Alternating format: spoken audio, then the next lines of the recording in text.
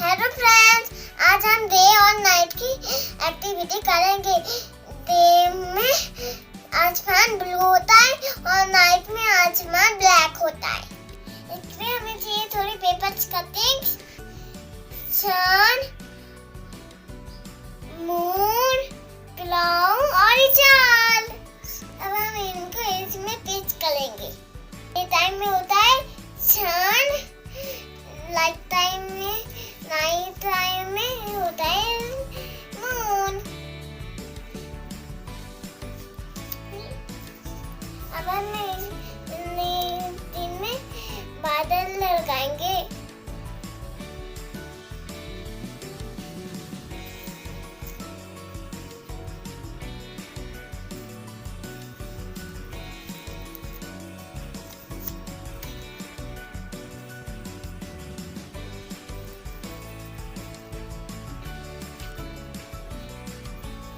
Night में आते हैं चार्स।